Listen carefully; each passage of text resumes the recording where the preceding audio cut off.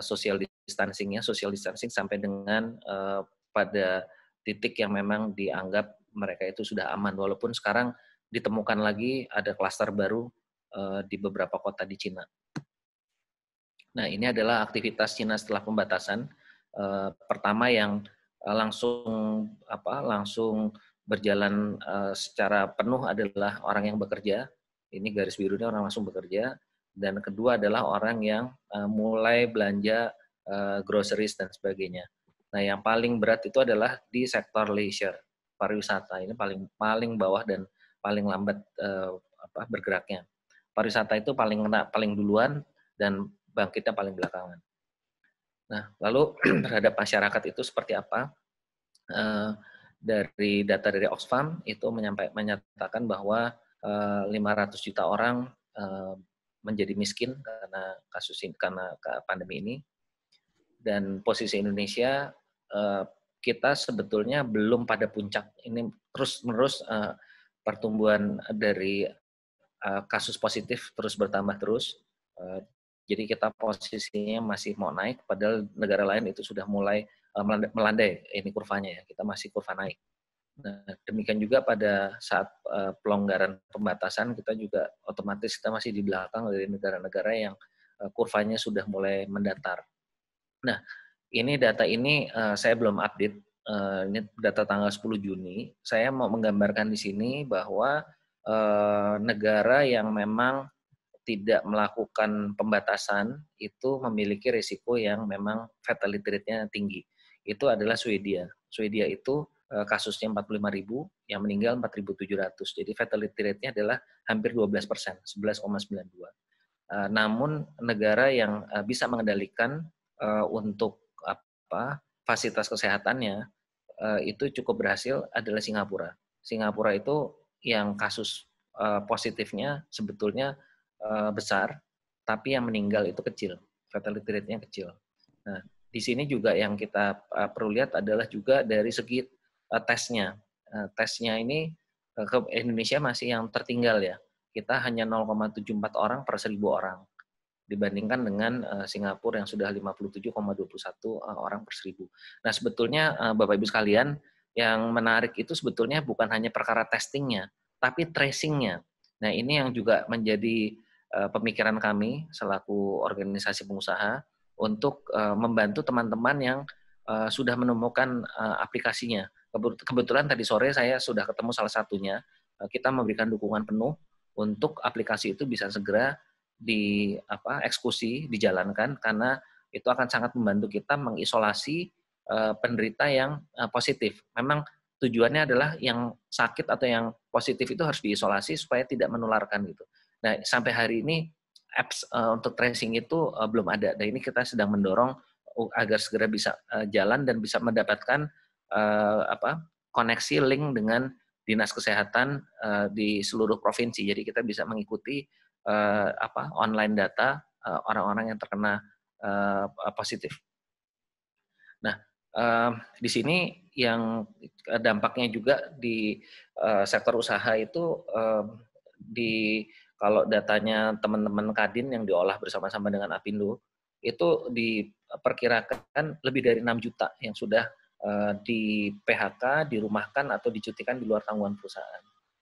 Saya nggak akan detail membahas per sektor, tapi di sini di slide saya sebetulnya saya berikan masing-masing sektor, mulai dari retail, fast moving consumer good, rokok, healthcare, properti, metal, perkebunan, pharmaceutical, batu bara, telekomunikasi, towers yang untuk penyangga daripada bisnis telekomunikasi, lalu media, bank, otomotif, infrastruktur, semen, sampai dengan pariwisata. Intinya dari semua sektor yang kami sampaikan di sini, semuanya menunjukkan tren yang turun. Dan berdasarkan pertemuan kami di bulan April dan Mei yang lalu, kemampuan bertahan rekan-rekan sektor itu sebetulnya secara cash flow adalah sampai dengan akhir Juni. Jadi kalau akhir Juni ini memang tidak ada pergerakan, maka mereka akan menghadapi masalah yang sangat serius di dalam kecukupan cash flow-nya. Nah, yang sebetulnya ini pendapat dari Paul Romer, pemenang Nobel bidang ekonomi tahun 2018, dia menyampaikan bahwa lebih baik mengisolasi orang yang memang positif, memang sedikit orang yang terdampak daripada mencoba untuk mengisolasi semua orang, karena kalau semua orang diisolasi itu udah pasti ekonominya kolaps. Nah, bagaimana dengan APBN, stimulus dan daya tahan sektorial? Tadi daya tahan bisa saya sampaikan kita bertahan yang paling maksimal ada akhir bulan Juni ini. Kalau tidak ada hal yang bisa membantu, mungkin kita akan pada posisi untuk wait and see. Nah, ini adalah postur APBN kita dengan perubahan yang terakhir. Defisitnya itu diperlonggar sampai 6,27%, sehingga total kebutuhannya adalah 1.640,7 triliun, dan dari dana ini yang diputar ini yang baru siap itu adalah 150,5 triliun. Jadi masih harus dicari oleh pemerintah 1.490 triliun. APBN ini antara lain juga untuk pemulihan ekonomi nasional. Ini pada waktu stimulus tanggal 18 Mei, pemerintah mengajukan usulan 641,17 triliun, tapi di tanggal 3 Juni dinaikkan menjadi 677,2 triliun. Dengan perincian untuk penanganan COVID 87,55 triliun, jaminan jaring pengaman sosial dan untuk bansos itu 203,9 triliun, untuk kredit UMKM 123,46 triliun, dan untuk fiskal stimulus fiskal 120,61 triliun, dan untuk corporate financing support itu 44,57 triliun. Jadi dari data ini nanti kita akan lihat seperti apa sebetulnya kalau kita bedah 677 itu ya. Nah, dengan 677 itu maka terhadap GDP kita adalah 4,5%, dan itu termasuk kita adalah yang tidak terlalu banyak stimulusnya ya dibandingkan dengan negara-negara yang lain. Nah, ini adalah dukungan yang untuk pemulihan ekonomi nasional. Jadi kalau kita bedah begitu, memang kalau yang untuk sektor real itu sebetulnya tadi kan disampaikan 44 triliun ya. Tapi kenyataannya itu adalah sekitar 34, dan mungkin ada penambahan-penambahan, tapi jumlahnya relatif kecil. Walaupun sampai 44 sebenarnya ada relatif kecil. Sedangkan yang terbesar itu lebih banyak kepada stimulus fiskal, kepada UMKM, dan juga BUMN. Jadi kalau contohnya seperti ini, tambahan belanja untuk sektoral ini kelihatannya besar ya, 65,1 triliun. Tapi sebetulnya yang masuk kepada sektor realnya itu kecil, 3,8 triliun pariwisata, perumahan 1,3 triliun. Yang besar itu adalah cadangan stimulus fiskal. Jadi bicara fiskal ini kan sebetulnya kalau bicara pembukuan itu kan sebenarnya ya kantong kiri kantong kanan ya. Jadi tidak bergulir masuk ke dalam sektor real sebetulnya. Hanya di pencatatan keuangan negara. Nah, ini adalah APBN untuk BUMN itu yang besar, lumayan besar, 152 triliun, dan PLN itu salah satunya adalah pembayaran untuk hutang pemerintah ke PLN dibayar 48,5 triliun dan Pertamina 40 triliun. Yang lainnya adalah untuk modal dan sebagainya. Nah, ini adalah kebutuhan modal kerja yang dibutuhkan oleh sektor real kalau diambil setahun. Jadi kurang lebih totalnya ini adalah sekitar hampir mendekati 560 triliun ya. Nah, apakah stimulus itu efektif? Jadi kalau kita lihat tadi kan untuk PLN contohnya, PLN itu dibayar 48,5 triliun. Nah, pada waktu kami meminta kepada PLN untuk menghilangkan minimum charge, jadi kita ingin membayar sebesar listrik yang kita pakai. Ini jawabannya seperti ini. Pokoknya intinya ditolak aja.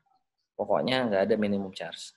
Jadi sektor real itu dibiarkan survival sendiri. Jadi pemerintahnya tidak support. Nah, apakah stimulus ini efektif? Tergantung dari mana kita melihat. Kalau untuk PPh 21 pada saat ini mayoritas dari pekerja kita itu menerima gaji kurang dari gaji normal. Jadi mereka itu terimanya adalah di bawah karena memang cash flow perusahaan menjadi sulit sekarang. Jadi kalau stimulus ini dinaikkan dari 8 juta menjadi 16,67 juta per bulan, maka sebetulnya kurang dirasakan manfaatnya karena memang gajinya juga mereka tidak terima normal. Dan di PPh 22 ini yang memang diuntungkan adalah yang import karena pembebasan pembayaran pajak impor dibuka. Namun importnya itu memang kebetulan juga turun tajam. Jadi yang jelas yang menikmati adalah yang memang masih bisa impor. Tapi kalau yang karena market dalam negerinya tidak bisa untuk menambah kapasitas, maka importnya ini juga stimulus ini juga kurang maksimal juga. Nah, yang paling dirasakan oleh banyak pihak itu adalah PPh 25. PPh 25 ini kami mengusulkan sebetulnya adalah untuk perusahaan yang rugi itu jangan dikenakan cicilan kinerja berdasarkan tahun lalu ya. Jadi kita minta untuk dicutikan lah untuk bayar cicilan bulanan itu. Tapi pemerintah tetap mengenakan dengan diskon 30% dan harus bayar 70%. Nah, kalau ini dilakukan, kalau perusahaan itu rugi, maka sebetulnya perusahaan malah jadi lebih bayar gitu. Nah, ini sebenarnya kami sudah mengingatkan tolong jangan dipaksakan seperti ini. Jadi yang ada ini malah bukannya kita dapat relaksasi, kita malah akan lebih bayar. Dan berikutnya juga mengenai kartu prakerja. Kartu prakerja ini sebetulnya adalah didesain untuk insentif kompetensi, tapi karena situasi pandemi maka dijadikan semi jaring pengaman sosial. Nah, problemnya adalah di dalam pendaftarannya itu dibikin open registration. Jadi sehingga karyawan atau pekerja yang terdampak itu tidak bisa masuk ke dalam sistem dan banyak yang tidak menerima dari semi jaring pengaman sosial ini.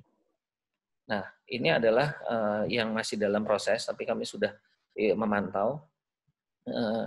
Contohnya di BPJS Tenagakerjaan ini adalah iuran yang sifatnya kita itu menabung dan asuransi ya. Nah, kalau menabung dan asuransi kan logikanya kalau kita nggak punya uang, ya kalau kita nggak bayar asuransi emang risiko kita tanggung sendiri ya. Tapi kalau kita menabung, kalau kita nggak punya uang, maka sebetulnya sah-sah aja kita tidak menabung gitu ya, karena memang nggak punya uang. Nah, tapi di dalam rencana yang akan diberikan dalam tanda petik ya relaksasi untuk pemberi kerja, sebetulnya tidak begitu. Jadi yang diberikan kelonggaran pertama adalah waktu pembayaran iuran dari tanggal 15 ke tanggal 30. Lalu keringanan potongan 99% untuk jaminan kecelakaan kerja dan jaminan kematian. Kelihatannya menarik ya, 99%. Kita hanya bayar 1%.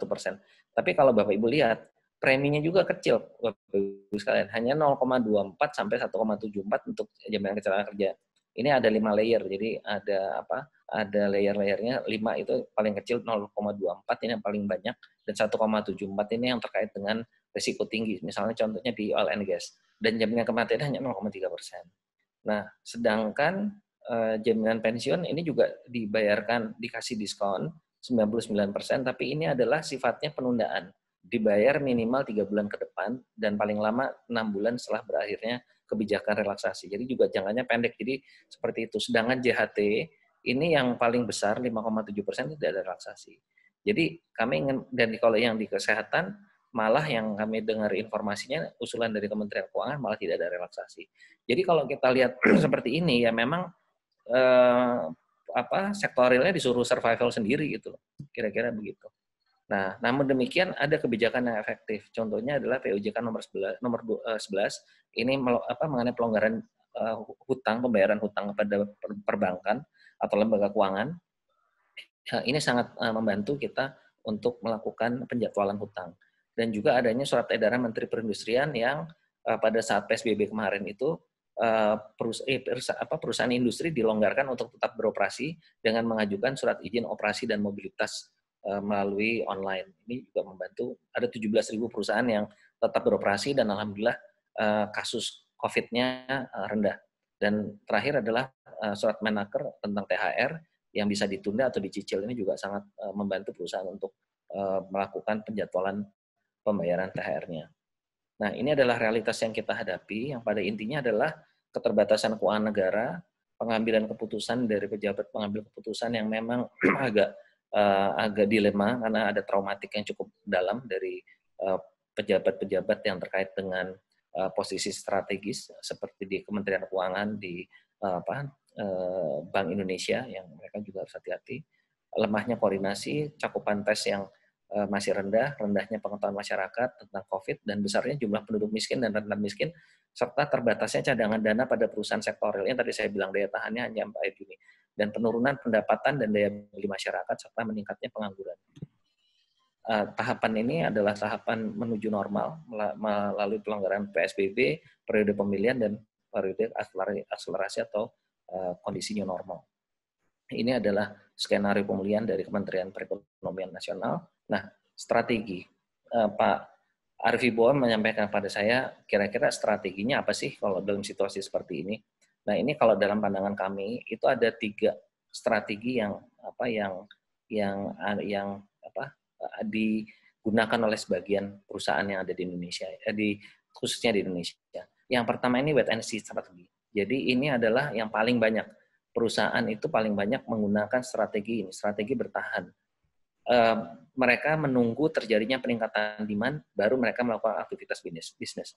Jadi mereka lihat ombaknya dulu kira-kira gitu. Dan pengelolaan cash flow-nya itu mereka sangat ketat sekali untuk bertahan.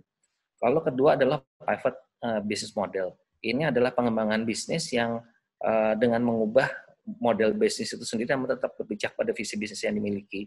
Jadi istilah ini diambil dari gerakan basket yang mengubah arah dengan tetap berpijak pada salah satu kaki. Ini contohnya adalah perusahaan-perusahaan yang mendiversifikasi untuk disesuaikan dengan kondisi pandemi ini. Misalnya contohnya General Motors membuat ventilator, Mustika Ratu, Martha Tilar membuat hand sanitizer dan sebagainya.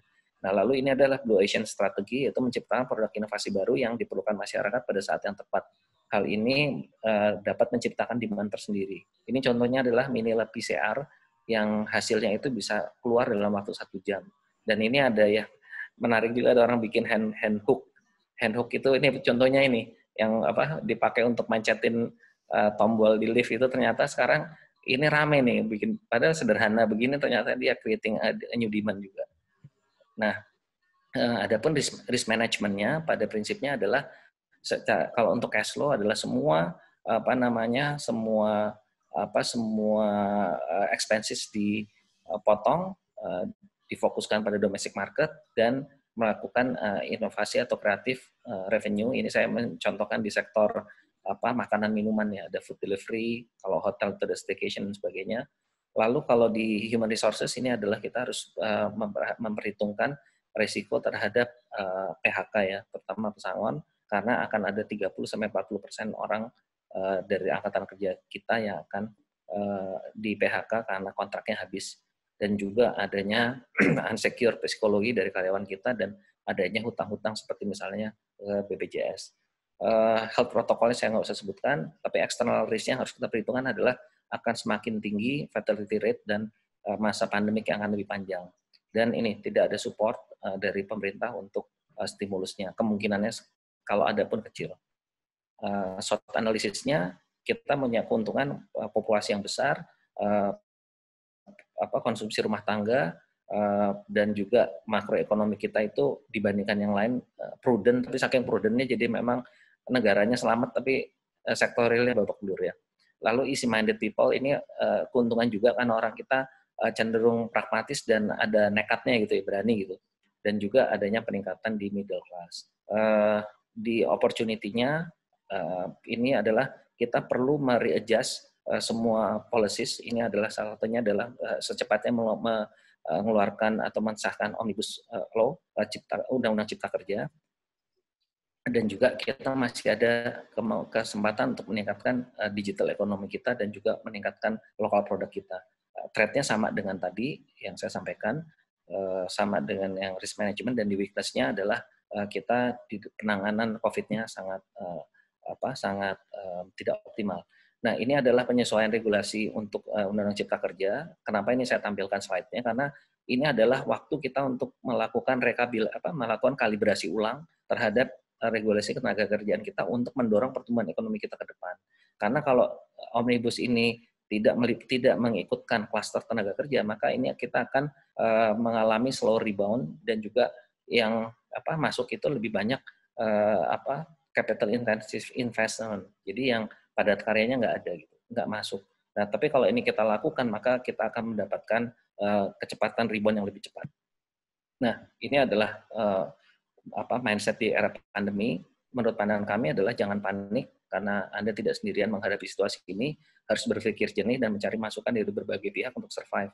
Jaga mental untuk survive, kelola cash flow sepanjang mungkin, karena kita tidak tahu kapan pandemik berakhir. Positive thinking, proaktif dan responsif, jangan reaktif, atasi masalah yang masih bisa Anda kontrol, pertahankan soliditas tim dalam perusahaan, libatkan partner, manajemen, dan karyawan dalam mencari solusi. Jadi jangan dipikir sendiri, maksudnya begitu. Jaga kesehatan diri dan lingkungan, karena kita harus hidup berdampingan dengan COVID-19 yang berisiko tinggi. Nah, terakhir slide saya, kondisi yang harus diperhatikan, bahwa kemungkinan akan terjadi gelombang PHK yang besar, dikarenakan tadi kemampuan cash flow perusahaan juga tidak bagus, dan juga status karyawan kita itu banyak yang kontrak. Jadi begitu selesai kontraknya tidak diperpanjang. Dan juga akan munculnya beban utang yang membesar dan berpotensi menjadi rawan fiskal bila program pemulihan ekonomi nasional tidak berjalan lancar, dan terakhir kemungkinan banyaknya perusahaan yang bangkrut termasuk sektor jasa keuangan. Demikian Bapak dan Ibu sekalian, terima kasih. Assalamualaikum warahmatullahi wabarakatuh. Waalaikumsalam warahmatullahi wabarakatuh. Terima kasih kepada Bapak Dr. Haryadi Sukamdhani atas insight yang bagus sekali, Pak. Sudah ada beberapa pertanyaan, namun karena memang untuk pertanyaan kita tangguhkan dulu, mohon izin ya Pak Haryadi, setelah semua guest speaker berbicara, setelah itu baru kita akan masuk ke dalam sesi tanya-jawab. Sekali lagi kami ingatkan kepada rekan-rekan serta acara CEO Talk malam ini, bila mana Anda pertanyaan, silakan langsung ketikkan di kolom chat box Q&A. Anda langsung bisa ketik, nanti ketika ketiga pembicara selesai, memaparkan presentasinya, baru akan kita buka sesi Q&A. Terima kasih. Sebelum saya lanjut ke pembicara yang kedua, mohon izin, saya mengucapkan selamat datang kepada tamu kita juga, Bapak Teguh Dartanto, PhD, Wakil Dekan FBUI, Bidang Pendidikan. Selamat malam, Pak. Ya, selamat malam, Mas. Terima kasih, Pak. Selanjutnya, saya ucapkan juga selamat datang kepada Ibu Herda JT Prasmaji, MPD, Sekretaris Pimpinan FBUI.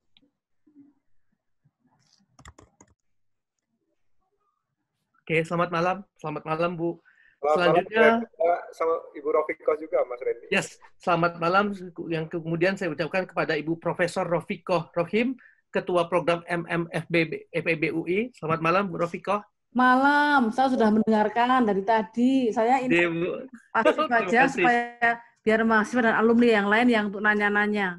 Terima kasih, Bu. Bisa ikut mendengarkan. Terima kasih. Dan juga saya ucapkan selamat datang Ibu Jessica Alversia, MSc, Sekretaris Program FEB-UI. Oke, selanjutnya, tanpa berlama-lama, kita masuk kepada insight daripada pembicara kita yang kedua, Bapak Denon Prawira Atmaja, selaku Ketua Umum INAKA, dan juga CEO PT White Sky Aviation. Kepada Bapak Denon, waktu dan tempat, kami persilahkan, Pak. Terima kasih, Mas Randy. Selamat malam, Bapak-Bapak, Ibu sekalian yang hadir di dalam acara webinar pada malam hari ini. Mungkin kalau di teman-teman industri penerbangan, kurang lebih yang mau ditampilkan udah sama aja. Karena dari waktu ke waktu kita bicaranya soal masalah aturan-aturan yang harus dipatuhi di industri penerbangan. Saya izin share slide saya. Bapak Ibu sekalian, sebagaimana kita ketahui bahwa tadi Pak Haryadi sudah menjelaskan sangat rinci tentang dampak yang luas terhadap industri, hampir semua industri di semua sektor di dunia. Mungkin pada kesempatan ini saya ingin membahas lebih spesifik kepada industri penerbangan, di mana di dalam industri penerbangan ini buat negara sebesar Indonesia dalam bentuk kepulauan tentu mempunyai tantangan tersendiri, di mana transportasi udara ini diharapkan bisa menjadi distribusi logistik untuk ke seluruh wilayah di Indonesia, tapi pada saat yang bersamaan transportasi udara ini bisa menjadi salah satu akses penular atau penyebar COVID dari satu daerah ke daerah lain. lain. Sebagai perkenalan, dalam menggambarkan semua anggota dari Asosiasi INAKA, di mana terdiri dari 13 airlines, 12 air charter, dan 2 air cargo. Semenjak seluruh dunia menghadapi pandemi, di Indonesia sendiri dari industri penerbangan sudah terasa dampaknya di bulan Januari-Februari, di mana di bulan Januari terdapat penutupan rute menuju ke mainland China dari 4 bandara besar di Indonesia, yaitu Cengkareng, Denpasar, Medan, dan Surabaya. Terlihat di sini penurunan penumpang dari 1,5 juta. Kemudian di bulan Februari, di mana penutupan rute ke Jeddah yang sebagaimana kita ketahui, Indonesia banyak sekali melakukan perjalanan umroh ke Saudi Arabia, turun drastis sampai dengan 45% di bulan Februari. Sampai dengan saat itu sebetulnya industri masih berharap masih bisa melakukan kegiatan domestik, di mana market domestik kita sendiri kurang lebih sekitar 80%. Di bulan Maret di minggu kedua, di sini bisa kita lihat dampak penurunan drastis karena hampir kalau saya tidak salah ingat di bulan Maret minggu kedua itu pertama kali COVID ini masuk di Indonesia, sehingga sebagian besar dari penduduk Indonesia mulai merasa khawatir untuk melakukan perjalanan melalui transportasi udara.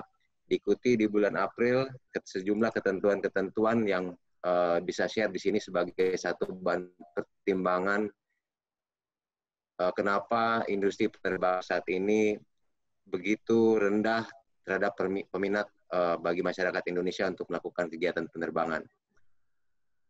Melalui Peraturan Menteri Perhubungan Nomor 18, dalam hal ini Kementerian Perhubungan mencoba mengatur atau mengendalikan transportasi pada tanggal 9 April dalam kaitan menghambat atau memberhentikan proses penularan COVID, yang kemudian Indonesia sendiri di bulan April pada masa Ramadan ini menghadapi satu event besar yang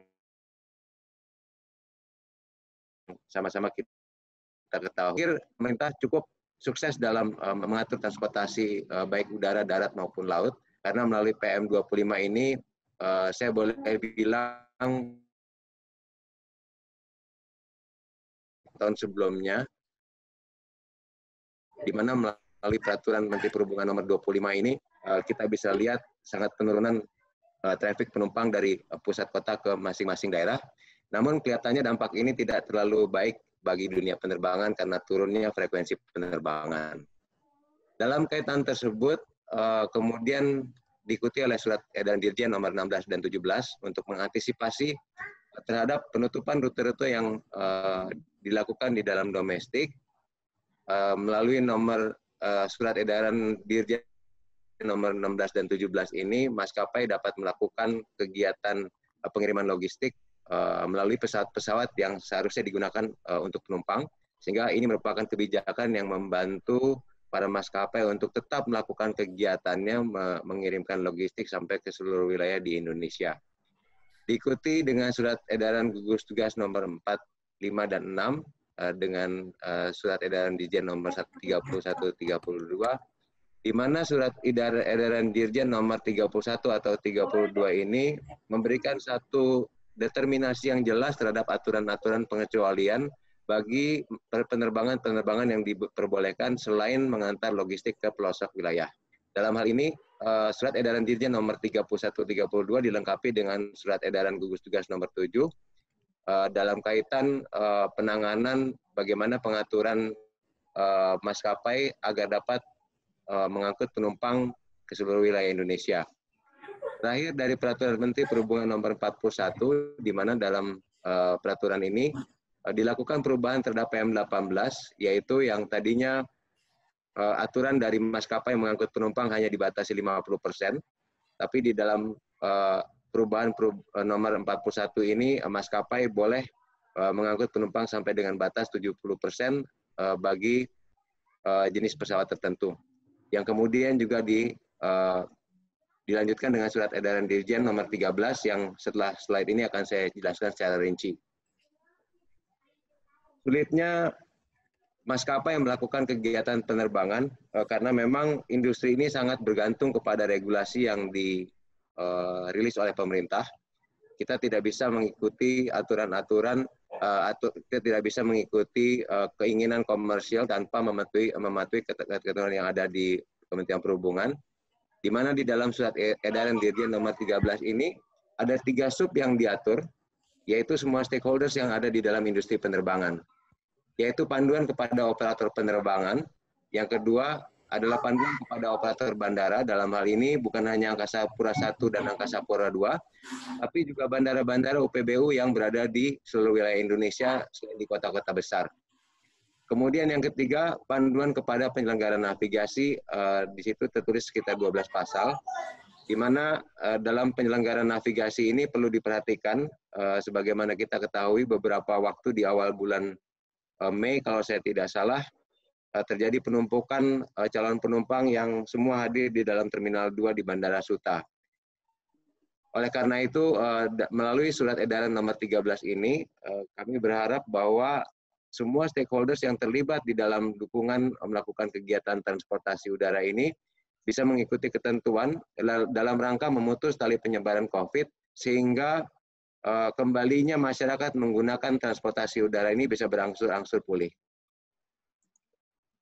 Berikut adalah sekitar 18 pasal yang tertulis di dalam surat edaran Dirjen nomor 13, di mana di dalam surat edaran Dirjen nomor 13 ini mengatur secara rinci bagaimana maskapai memperlakukan new normal policy atau new normal protokol, sehingga pada saat kita dalam mengoperasikan pesawat merespon new normal protokol ini, maskapai dan calon penumpang memahami dan secara sadar mengikuti aturan-aturan dalam pesawat. Di antaranya adalah membawa perlengkapan kesehatan umum atau kita sebut dengan istilah UPK, Universal Precaution Kit, di mana dalam penerbangan ini maskapai akan menyiapkan alat cuci tangan, kemudian masker di dalam pesawat, sehingga kesadaran terhadap kesehatan di dalam pesawat bisa terlaksana dengan baik sesuai dengan protokol yang disarankan oleh pemerintah. Hal-hal lain seperti physical distancing, kemudian pelaksanaan penggunaan bahan sesuai dengan rekomendasi dari pabrik dan sebagainya, tentu menjadi satu persyaratan yang baiknya diikuti oleh semua maskapai, sampai dengan, mungkin saya tidak perlu sebutkan satu-satu di sini, sampai dengan bagaimana maskapai mengatur frekuensi pembersihan toilet-toilet yang ada di dalam pesawat. Bagi jenis pesawat tertentu seperti kategori jet, narrow body, dan wide body, maskapai diperbolehkan mengangkut sampai dengan 70% load factor dari penumpang. Kemudian bagi pesawat private atau collective passenger, maskapai boleh mengangkut sampai dengan maksimal dari kapasitas angkut. Dengan memperhatikan semua protokol kesehatan, penumpang tetap diharuskan membawa satu surat keterangan bebas COVID atau keterangan sehat, dan ini kelihatannya juga kita berpikir dalam beberapa bulan atau bahkan beberapa tahun ke depan, perihal ini akan terus menjadi persyaratan penting, dikarenakan ini merupakan salah satu upaya kita agar selalu tetap aware terhadap penularan COVID di seluruh wilayah Indonesia. Kemudian dalam pengaturan operator bandara, seperti yang tadi saya sampaikan di awal, kita sadar betul bahwa industri penerbangan ini melibatkan beberapa sektor yang menjadi dukungan dari kegiatan penerbangan itu sendiri, di antara lain adalah airport. Pernah beberapa waktu di awal bulan Mei, kalau saya tidak salah, seperti yang tadi saya sampaikan, beberapa daerah memberlakukan perbedaan-perbedaan aturan, termasuk diantaranya adalah pemberlakuan tentang PCR atau rapid test. Ini juga diharapkan melalui SE Dirjen nomor 13 ini memberikan satu pencerahan bagi masyarakat, sehingga di dalam melakukan SOP-SOP di bandara ini sesuai dengan apa yang dianjurkan oleh pemerintah, baik Kementerian Perhubungan maupun gugus tugas. Seperti yang tadi saya sampaikan, di dalam protokol di dalam pesawat, di dalam bandara juga semua ketentuan diatur melalui protokol kesehatan. Kemudian di dalam penyelenggaraan navigasi, semua aturan-aturan prosedur harus mengikuti dari tatanan yang disepakati atau diberikan arahan dari Kementerian Perhubungan, sehingga tidak terjadi penumpukan di dalam slot-slot pengaturan penerbangan yang berakibat kepada penumpukan penumpang di dalam bandara maupun di dalam pesawat. Sebagai standar perilaku baru yang mungkin perlu sama-sama kita pahami, bahwasannya aturan-aturan yang tadi disampaikan, baik melalui aturan Dirjen maupun gugus tugas, seyogianya adalah dalam upaya mengembalikan minat masyarakat untuk dapat melakukan kegiatan penerbangan atau melakukan kegiatan perjalanan menggunakan transportasi udara. Namun secara clear saya pikir yang paling penting adalah bagaimana pemerintah menyelesaikan atau menuntaskan penyebaran COVID sehingga masyarakat merasa nyaman melakukan kegiatan traveling baik menggunakan transportasi darat maupun udara. Sehingga pentingnya penurunan angka COVID saya pikir tetap menjadi satu program utama yang harus sama-sama kita utamakan. Apalagi sekarang ini kita berada di tengah-tengah era yang kita sebut digital era atau era sosial media, yang saya pikir ini merupakan tantangan tersendiri karena apabila ada terjadi kesalahan di lapangan, informasi ini menyebar begitu cepat sehingga inilah yang saya maksud, sulit kita untuk membangun kepercayaan masyarakat agar masyarakat percaya bahwa apa yang sudah dianjurkan pemerintah untuk para maskapai melakukan protokol ini dilakukan dengan benar. Sehingga dua program ini yang menjadi program utama kita di dalam industri penerbangan, dan saya merasa bersyukur karena semua maskapai sampai sejauh ini bisa melakukan protokol atau kita sebut new normal protokol ini, sehingga saya berharap tidak terlalu lama industri ini bisa kembali normal. Ini adalah satu infografis yang sama-sama kita pahami. Kami berharap sebetulnya melalui keterangan yang disampaikan baik oleh Dirjen Udara maupun gugus tugas dipahami secara mendasar bahwa esensi dari aturan-aturan ini dibentuk agar masyarakat seminimal mungkin terhindar dari penularan COVID. Seperti yang kita ketahui bahwa di luar dari industri penerbangan ini ada satu ekosistem, yaitu yang kita sebut travel agent. Beberapa waktu lalu kami berkesempatan juga bertemu muka melalui video conference dengan para asosiasi travel agent, di mana kita memberikan pemahaman bahwa garda terdepan dari proses penerbangan ini adalah di teman-teman travel agent, yang kami harapkan memang dari sisi pemesanan tiket, baik itu secara langsung maupun online, diharapkan ada satu fitur tambahan yang memastikan kesehatan para penumpang. Ini harus kita sadari atau harus kita pahami sebagai bentuk proses screening awal, sehingga proses ini tidak dilakukan hanya sekedar nice to have, atau yang penting ada saja. Karena ini saya pikir proses pemahaman yang harus dipahami oleh seluruh ekosistem di dalam industri penerbangan. Termasuk yang sekarang ini sedang diupayakan oleh teman-teman di bandara, baik itu AP1 dan AP2. Teman-teman di bandara ini sedang membuat satu proses digital atau kita sebut dengan pre-clearance dokumen, di mana proses pre-clearance dokumen ini akan meminimize pertemuan atau touchless kepada para pemandu di bandara yang ada sekarang. Melampirkan pemeriksaan kesehatan HAC yang tadi saya sampaikan, menerapkan aturan-aturan physical distancing di dalam bandara, dan kemudian untuk dengan kegiatan repatriasi ini, para petugas bandara sudah membuat alur-alur khusus yang terpisah dengan regular flight.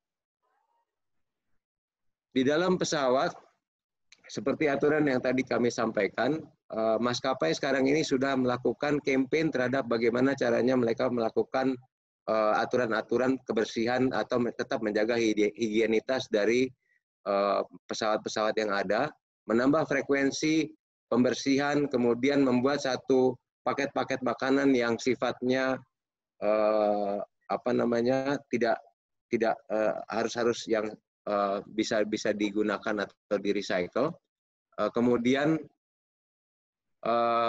sebagaimana kita ketahui bahwa kita di dalam industri penerbangan ini mengacu kepada beberapa aturan internasional. Selain Direktorat Jenderal Udara, kita mengetahui bahwa ada aturan ICAO dan EASA serta IATA, di mana dalam aturan tersebut sebetulnya rekomendasinya belum sampai mengatur kapasitas penumpang, bahkan direkomendasikan tetap untuk melakukan full load factor, karena menurut keterangan mereka cara penularannya bukan terhenti karena physical distancing, tapi benar-benar menjaga higienitas dari masing-masing individu.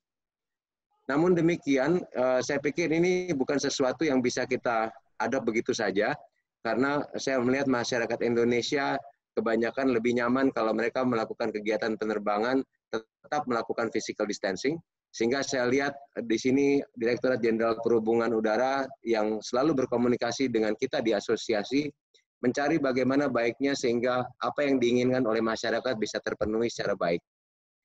Oleh karena itu, dikeluarkan di dalam SE Dirjen nomor 13, aturan berupa 70% maksimum seat capacity untuk narrow body dan wide body, dan kemudian melengkapi dengan aturan-aturan lain seperti yang tadi saya sebutkan, UPK atau Universal Precaution Kit. Perlu kita ketahui bahwa ada pemikiran atau apa yang disampaikan oleh SE Dirjen nomor 13 tentang charter flight, yaitu diperbolehkan pesawat itu mengangkut maksimum load. Dengan dasar pertimbangan adalah bahwa maksimum load ini merupakan satu perjalanan yang di dalamnya ada collective passenger atau kita bisa sebut family atau satu korporasi. Sebagai contoh, mungkin ada satu penerbangan salah satu anggota kita dari Airbus melakukan kegiatan traveling dari Papua ke Jakarta, sehingga proses screening atau proses pengecekan kesehatan negatif COVID test ini bisa dilakukan dalam korporasi. Nah, ini yang saya maksud bahwa pertimbangan bahwa cara digunakan secara maksimum dari sisi load factor-nya. Kemudian regulasi tentang post flight ini saya pikir kita semua di dalam stakeholders, terutama di dalam bandara, sudah sepakat bahwa dalam waktu dekat akan dirilis satu proses disebut touchless verification, sehingga tidak ada satu proses yang lama di dalam bandara pada saat satu penumpang sampai di bandara, semuanya proses pengecekan dan pengambilan bagasi akan dilakukan secara cepat, sehingga tidak berpotensi penularan COVID setelah sampai di bandara. Namun apabila ada salah satu penumpang yang diidentifikasi memberikan gejala yang suspek sebagai COVID, akan dilakukan aturan-aturan terkait dengan karantina. Yang menjadi tantangan pada saat ini, setelah begitu panjang proses pemerintah melakukan aturan-aturan dalam mengembalikan industri ini seperti sedia kala, namun pada saat yang bersamaan bisa menghambat penularan COVID, yaitu pada saat ini masih terdapat perbedaan aturan pemerintah daerah. Seperti kita ketahui, di beberapa daerah di Bali, kemudian di Papua masih mempersyaratkan swab test, yang mungkin ini akan menjadi dasar pertimbangan atas tingginya atau naiknya biaya transportasi udara. Dan ini kami berharap nanti pemerintah pusat bisa mengkoordinir pemerintah daerah, sehingga persamaan tentang aturan pengecekan negatif rapid test ini bisa kita sepakati sehingga tidak menimbulkan ambiguity bagi calon penumpang dalam menggunakan transportasi udara. Yang kedua, sebagaimana kita ketahui bahwa kebijakan yang ada sekarang ini di dalam mengatur transportasi udara bukan hanya dilakukan di dalam atau diberikan oleh Dirjen Perhubungan Udara, tapi di situ juga ada SE gugus tugas dan Kemenkes yang melakukan verifikasi di lapangan. Sehingga kami berharap dari sisi performance kinerja baik dari gugus tugas maupun Kemenkes dalam kaitan menjadi bagian dari screening proses di bandara bisa mengikuti aturan-aturan sehingga tidak perlu terjadi antrian yang panjang apabila ada satu penerbangan yang datang pada saat bersamaan. Tantangan yang ketiga yang menurut kami sedang dalam proses adalah sanksi, di mana kami melihat bahwa enforcement dari pelanggaran-pelanggaran yang mungkin saja terjadi, baik itu oleh penumpang ataupun maskapai, kira-kira apa yang perlu dilakukan sehingga bukan hanya sekedar menimbulkan efek jerah, tapi ini juga bisa benar-benar diperlakukan dalam kaitan memberhentikan atau memutuskan tali penyebaran COVID. Ini saya pikir yang harus kita sama-sama pahami.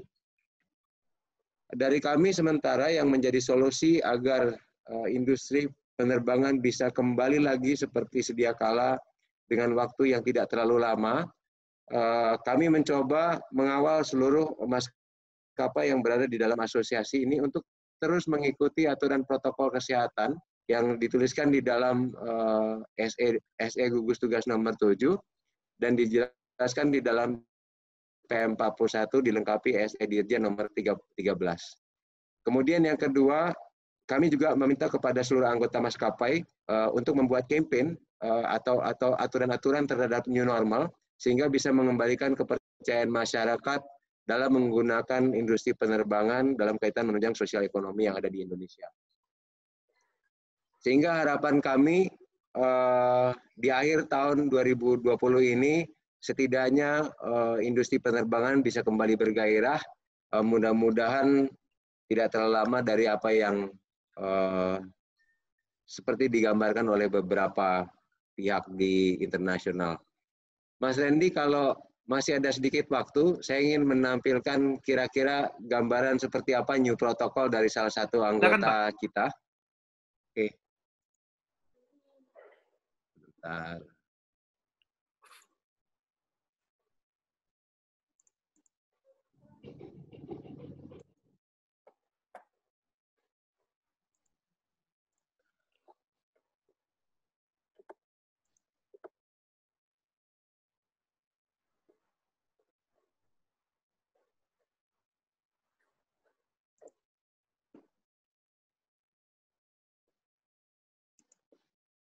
Sorry, Pak. Kelihatannya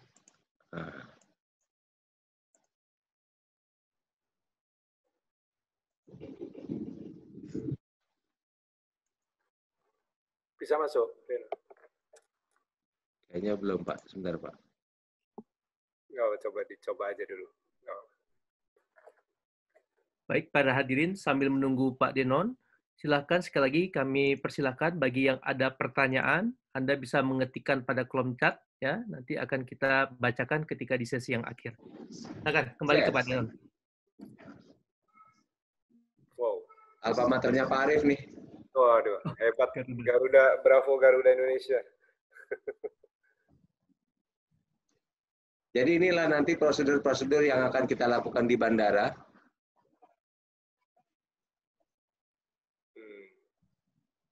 Ada tambahan dokumen-dokumen yang perlu kita periksa. Ya, ya.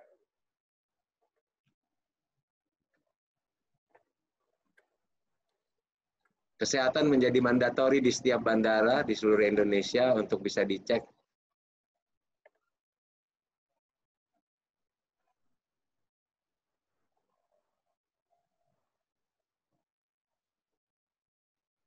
Physical distancing di setiap sudut di bandara, di dalam lounge.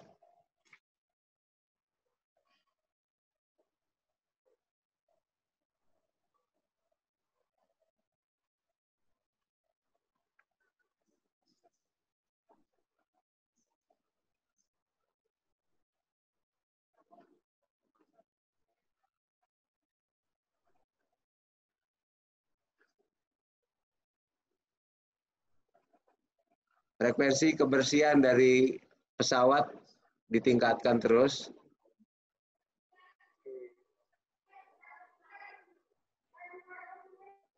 Nah, ini yang saya maksud touchless.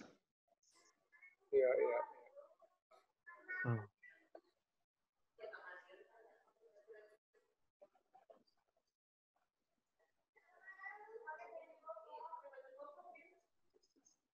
Ini pesawat-pesawat yang dikosongkan seatnya.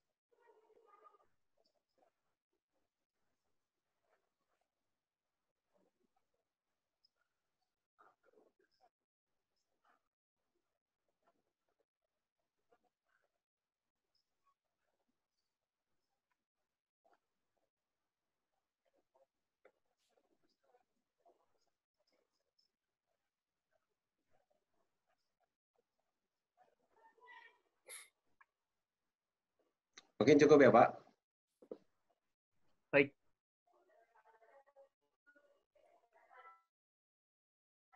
Terima kasih. Oke, Terima kasih Pak Mas Denon. Andi. Kami ucapkan atas insight-nya yang bagus sekali, khususnya dari sisi penerbangan. Sudah beberapa pertanyaan yang sudah diajukan dari teman-teman, namun saya tunda dulu ya Pak Denon, karena kita akan lanjut kepada insight pembicara kita yang ketiga. Mohon izin kepada Bapak Alvin Lee selaku Ombudsman Republik Indonesia. Waktu dan tempat Pak Alvin, kami persilakan. Baik, terima kasih. Selamat malam Ibu dan Bapak sekalian. Selamat malam. Saya akan menghemat waktu, langsung saya masuk ke share screen saya. Di sini. Baik, ini saya memberikan judul agak serem ya untuk slide saya, yaitu tahun 2020 ini the year of upheaval. Upheaval ini adalah guncangan-guncangan yang luar biasa, tantangan untuk selamat dan terus berkembang di tengah ancaman COVID-19. Nah, saya akan mulai dengan kondisi saat ini.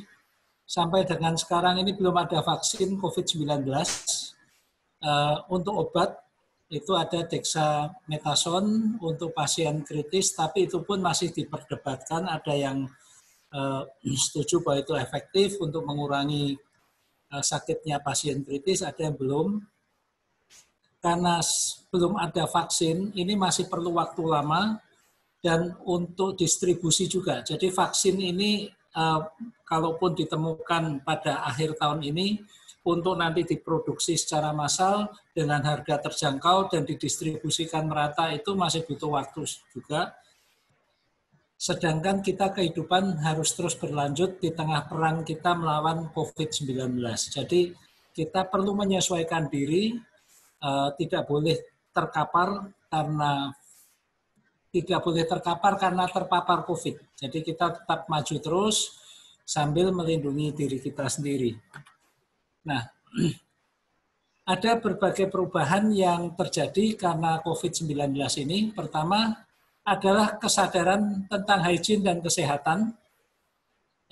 Tadi disampaikan oleh pembicara terdahulu, sekarang menjadi persyaratan bagaimana pesawat itu dibersihkan setiap kali, dan ini jauh berbeda dari yang dulu, jauh lebih intens, lebih serius. Tentang kesehatan juga demikian, gaya hidup sehat, kemudian juga kita sekarang juga melihat seberapa banyak orang-orang di sekitar kita yang melakukan kegiatan goes, bersepeda. Ya.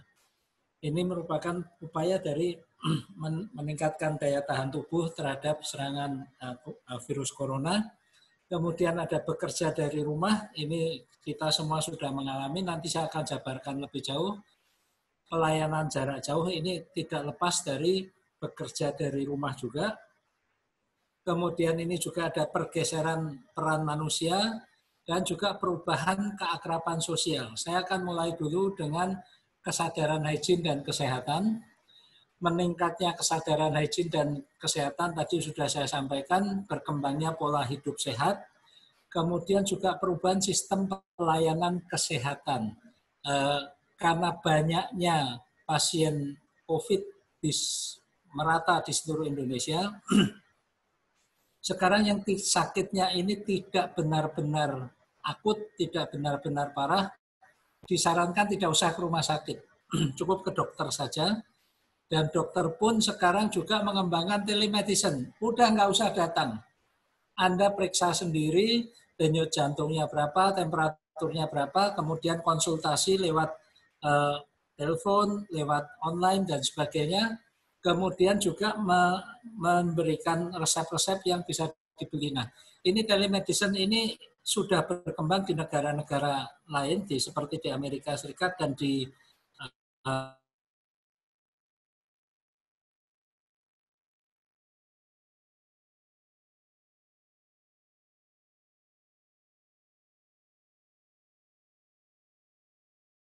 Eropa. Di Asia ini kita nanti juga ada kaitannya dengan peraturan perundang-undangan, termasuk bagaimana kita menebus resep obat yang seharusnya dengan resep, tapi resepnya itu bukan resep tertulis di atas kertas. Yang mana resep tertulis di atas kertas ini kan sudah teknologi sejak tahun 50-an mungkin. Ini akan terjadi perubahan seperti itu. Demikian juga sistem penjaminan kesehatan dan jiwa ini juga mengalami banyak perubahan. Teman-teman yang aktif di perasuransian ini pasti merasakan bahwa tantangannya ke depan ini seperti apa terkait dengan COVID ini. Baik, saya kemudian balik ke ini lagi, bekerja dari rumah. Bekerja dari rumah. Bekerja dari rumah. Ya, bekerja dari rumah ini mendadak menyadarkan perusahaan bahwa selama ini operasi bisnis ini masih banyak yang tidak efisien. Ketika kita ini dipaksa bekerja dari rumah, perusahaan merasakan, iya ya, sebetulnya buat apa kita ini punya kantor sedemikian luas, dengan biaya operasi yang sedemikian mahal, listrik, AC, perawatan, dan sebagainya, ketika kita bisa mengoperasikan bisnis dengan pekerja-pekerja bekerja dari rumahnya sendiri. Tidak perlu lagi nanti kantor menyediakan fasilitas dan sebagainya. Tapi ini juga berpengaruh terhadap fungsi rumah. Fungsi rumah ini kita kembali mungkin ke zaman tahun 60-an, 70-an, di mana rumah ini ya jadi kantor, ya jadi toko, dan sebagainya. Ketika tahun 90-an, tahun 2000 kita mulai memisahkan rumah dan tempat kerja, kita sekarang dibalikkan lagi, bekerjalah dari rumah. Nah, ini nanti juga terkait dengan industri. Ya, kalau kebutuhan kantor menurun, berarti ruang komersial juga turun. Toko-toko juga kebutuhannya turun. Kita melihat bagaimana toko-toko sekarang kalah dengan online, kan? Demikian juga kantor-kantor. Sedangkan untuk fungsi rumah, karena banyaknya yang bekerja dari rumah, itu makin besar kebutuhan rumah yang lebih luas, rumah yang lebih leluasa, rumah yang lebih nyaman untuk kehidupan sehari-hari.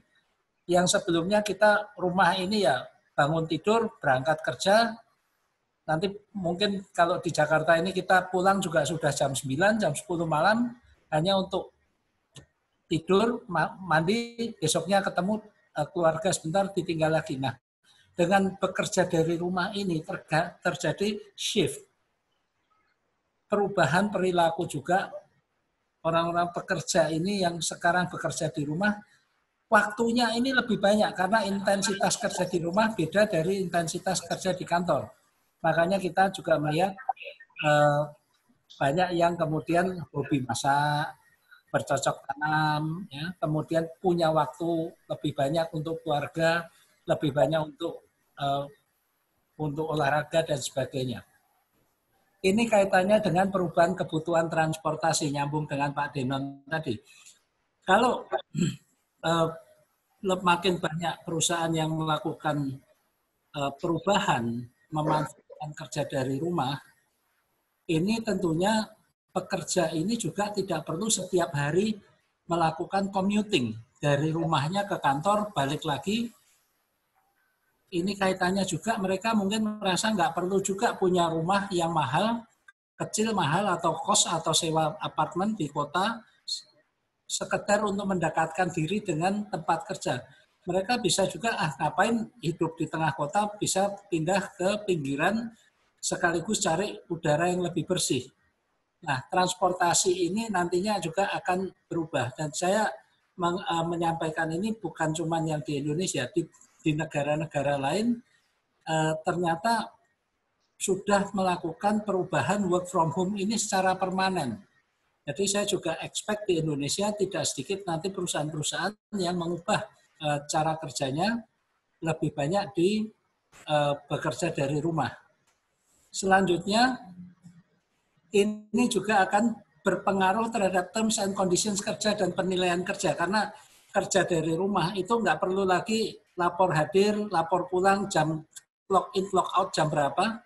Penilaian kerja juga tidak hanya berdasarkan kehadiran fisik, tapi apa yang dihasilkan. Ini perubahan terms and conditions ini pasti akan terjadi. Nah, ini yang menarik. Karena kerja dari rumah, ini akan terbuka juga peluang kerja secara part-time. Pekerja yang mempunyai bakat itu bisa punya lebih dari satu pekerjaan pada saat yang bersamaan. Ini kaitannya nanti juga dengan terms and conditions kerja.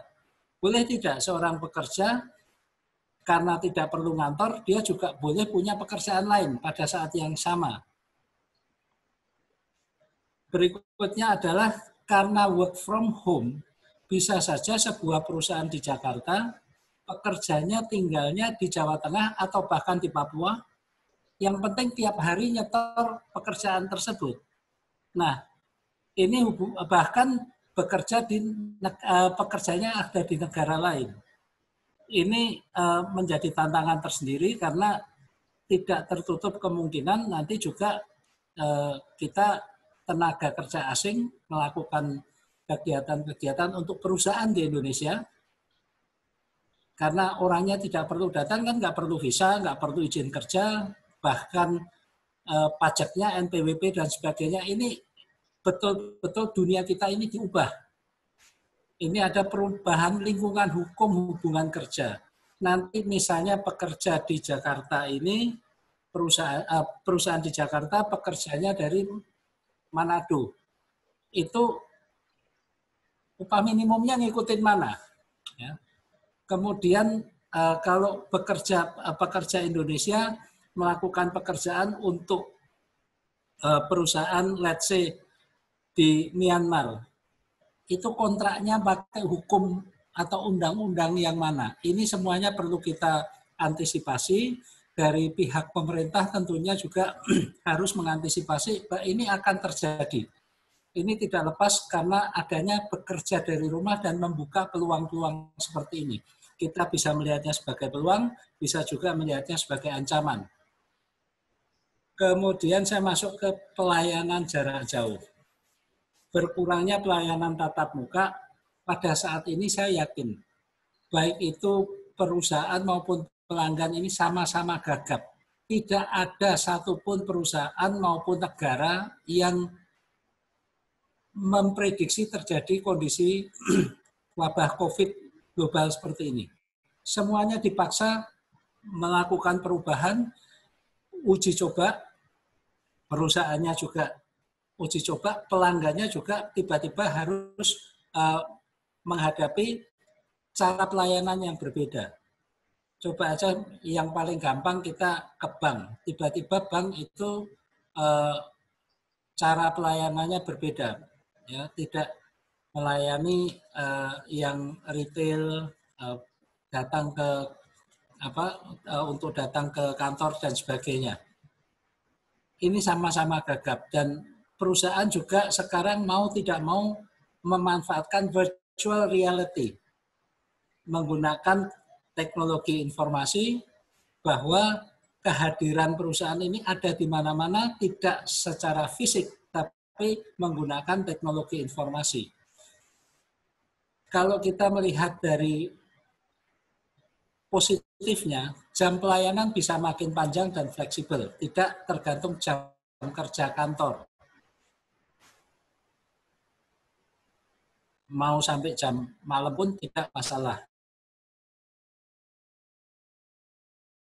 Aktif dulu ya, misalnya di salah satu kedutaan besar di Jakarta, bagian konsuler, mereka jelas-jelas menyampaikan membatasi layanan tatap muka. Hanya yang betul-betul sifatnya urgent, mendesak, baru diberi jam appointment untuk datang layanan tatap muka. Tapi layanan tatap muka ini harus dengan appointment. Nah, appointment ini kebetulan saya mengikuti sendiri. Ada yang mengajukan appointment pada hari Minggu malam. Disampaikan melalui email, jam 10 malam email itu dikirim, dan ternyata jam 9 pagi hari Senin, email itu sudah dijawab bahwa permohonan layanan tatap muka Anda disetujui, Anda diberi waktu jadwal hari Selasa pagi jam 10.30. Apakah oke? Kalau oke, silakan datang dan memberikan beberapa detail identitasnya. Bayangkan hal seperti ini kan nggak mungkin kalau kita tidak ada pelayanan jarak jauh ini ya, dan petugasnya pun bergantian, tidak hanya satu orang. Namun di sisi lain ada juga negatifnya. Selama WFH kemarin ini, sekarang juga masih sebagian, beberapa pemerintah daerah ini melakukan pemangkasan jam kerja. Ada daerah yang jam kerjanya itu hanya jam 7 pagi sampai jam 10. Setelah jam 10 pagi, pegawainya pulang semua, tidak ada nomor telepon yang dapat dihubungi, tidak ada sistem untuk layanan jarak jauh, sehingga masyarakat itu seakan-akan, bukan seakan-akan ya, praktis dirampas haknya untuk mendapatkan pelayanan publik. Nah, terkait hal ini, kami di Ombudsman sedang mempersiapkan diskusi dengan Kementerian Pendayagunaan Aparatur Negara dan Reformasi Birokrasi dan juga Kementerian Dalam Negeri untuk kita bersama-sama menyusun ulang standar baru pelayanan publik, yang mana nantinya dengan memperhitungkan layanan non tatap muka, kemudian juga prosedur-prosedur lain, baik itu yang administratif maupun non-administratif. Contoh saja, untuk yang non-administratif, itu yang harus ditangani langsung, ya harus tangani langsung. Misalnya seperti pelayanan kesehatan. Tapi pendaftarannya lewat jarak jauh dulu. Nah, makanya perlu ada pemilihan skala prioritas layanan tatap muka, yang mana tatap muka, yang mana jarak jauh. Positifnya juga, dengan makin banyaknya pelayanan tatap muka, pelayanan ini makin transparan. Tidak perlu lagi hubungan antar manusia, makin sempit ruang untuk mempersulit pengguna jasa, agar ujung-ujungnya nanti ada salam tempel, ada lobby dan sebagainya. Makin sistematis, namun juga rigid, kaku. Ya, tidak ada lagi ya bisa deh tolong ini diberi toleransi dan sebagainya. Terkait dengan hal ini, kualitas pelayanan dan kepuasan pelanggan menjadi makin penting karena berkurangnya unsur subjektif hubungan interpersonal. Buat yang bisnis pedagang, ini akan sangat paham. Kadang-kadang sebuah pilihan untuk menggunakan jasa atau produk itu bukan semata-mata jasa atau produknya, tapi karena merasa kenal dengan petugasnya atau dengan pemiliknya. Karena sekarang sudah berkurang hubungan interpersonal ini, betul-betul produk atau jasa itu yang menjadi andalan untuk mendapatkan bisnis. Sistem pengelolaan keluhan pelanggan menjadi penting. Nah, ini juga ada kasus yang sekarang sedang ramai, yaitu PLN. PLN sekarang sedang diserbu keluhan tentang biaya listrik.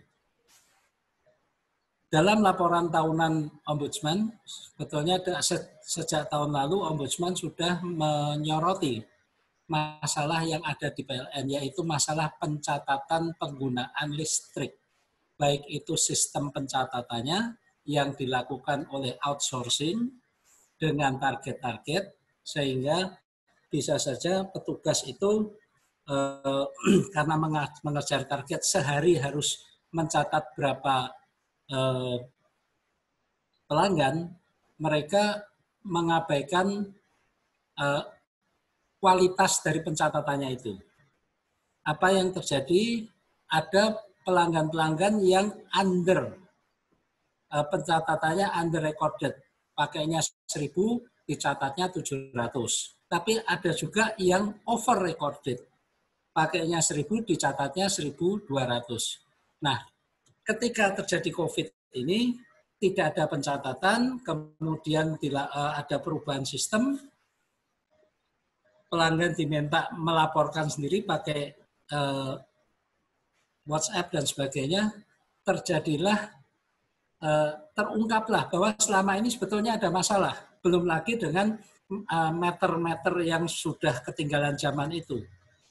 Bagi yang selama ini under recorded, mendadak tagihannya melonjak luar biasa. Tapi juga tidak sedikit yang selama ini over recorded. Kami juga ada yang melaporkan kepada kami bahwa mereka mencatat sendiri, mereka justru terkejut.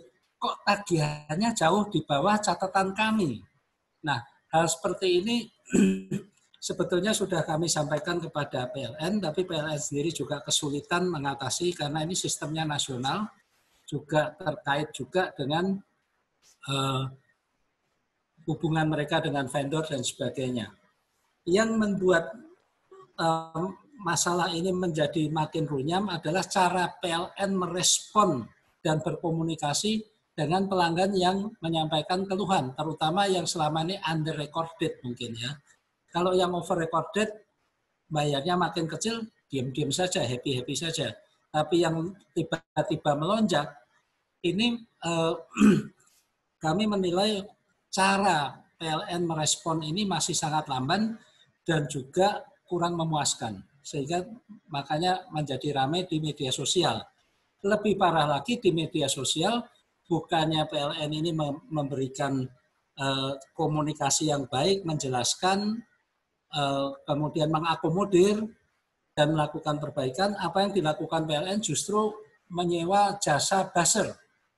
Dan buzzernya juga bukan buzzer manusia, menggunakan mesin robot untuk mengunggah unggahan-unggahan yang menguntungkan PLN dengan harapan ketika kita menggunakan search engine, itu yang muncul berita-berita positif dulu tentang PLN. Jadi ini menggunakan search engine optimization yang sebetulnya sudah ketinggalan zaman juga.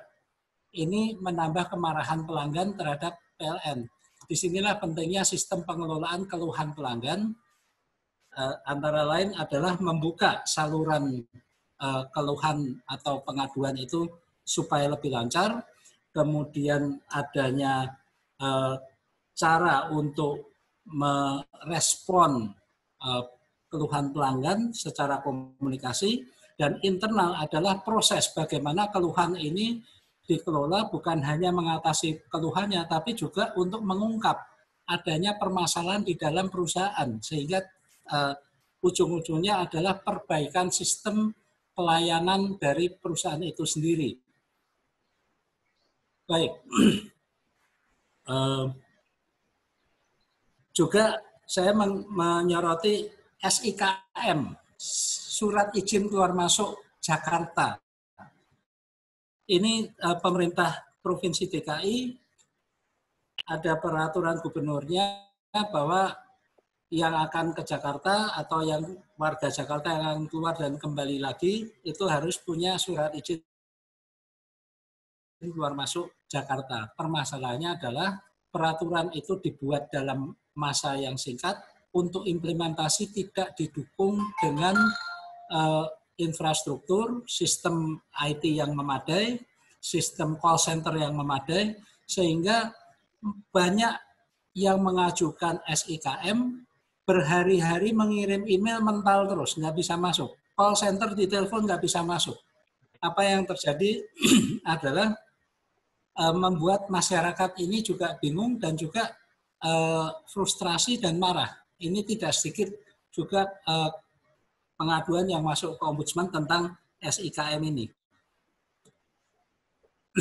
Baik, saya akan kembali di sini. Tadi pelayanan jarak jauh, pergeseran peran manusia. Pergeseran peran manusia, tadi kita semakin mengandalkan IT, tidak perlu lagi berhubungan tatap muka antar manusia. Lantas manusianya untuk kerja yang apa? Kami memprediksi ke depan ini, manusia ini dibutuhkan untuk pekerjaan yang terkait diskresi, membutuhkan kreativitas dan sentuhan hubungan manusia. Yang lainnya akan digeser oleh mesin, ya, untuk hal-hal yang repetitif akan digeser oleh mesin. Manusia fokus pada inovasi, keterampilan berkomunikasi, pembuatan keputusan, serta mengendalikan dan memanfaatkan teknologi. Jadi high value job itu untuk manusia. Namun demikian tetap ada pekerjaan yang lebih efisien dilakukan oleh manusia atau hasilnya akan lebih bernilai jika dikerjakan oleh manusia. Contoh saja misalnya tidak semua mesin itu murah. Ada hal-hal yang lebih baik dikerjakan, itu biaya operasionalnya maupun biaya investasinya. Apalagi kalau kebutuhannya hanya untuk jangka pendek, daripada investasi suatu sistem mesin yang mahal, lebih baik kita hire manusia. Atau kalau ini kaitannya dengan quality dan handicraft, art, ya, kesenian dan sebagainya, tetap harus dikerjakan oleh manusia. Oke, nah, ini yang sebentar, ini saya pencetnya salah.